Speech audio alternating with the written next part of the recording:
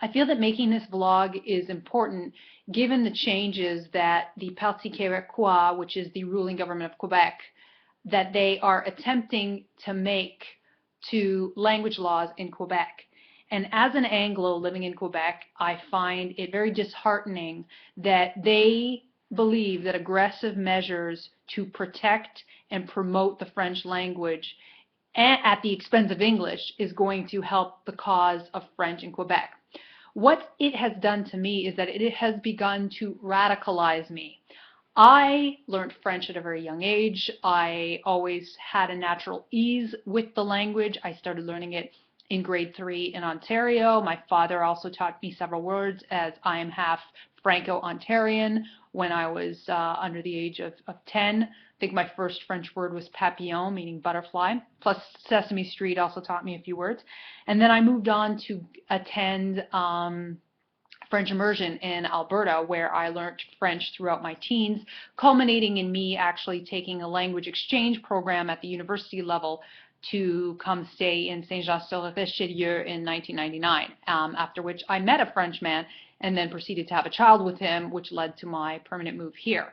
And the things that I love about Quebec are its nightlife, its artistic community, its diversity, and that's why it makes me so sad that finally, after all these years of fighting to feel normal in Quebec and to feel as if I'm not being discriminated against for being Anglo first and French second, that we are returning to old battles that I thought had begun to be resolved in the prior decade, in the aughts. So like I said, I've always been a proponent of bilingualism, and I think it's great that we have two different cultures or two different languages in Canada.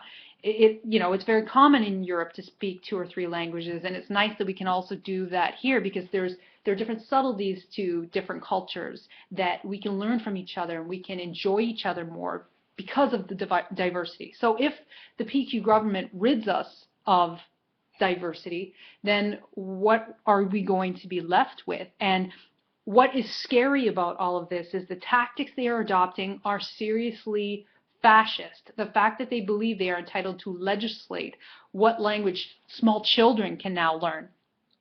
Why I also became more radical is now they want to move to ban bilingualism in daycares.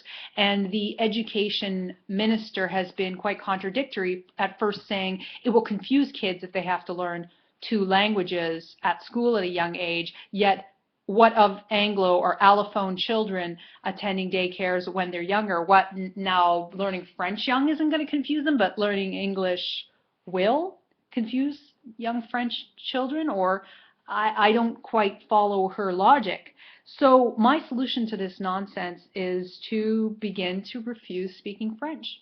And I will always try to communicate with people who are struggling and cannot speak English, but I am now not going to be a closet Anglo and just speak French here because of language laws or because people are ordered in stores to respond to me in French by the government. It's wrong. It's wrong. We should not have to face the indignity of being legislated out of existence and being deemed second-class citizens and a second-rate language within our home province. It's preposterous. I can't believe even that the federal government is allowing this to happen. It's like we're so far past the history of the French being suppressed that they were suppressed, so then we made it up to them, and now they think they have the right to suppress us. It's hugely hypocritical, and it's wrong. So if you worry about the decline of English in Montreal, I say stop speaking French.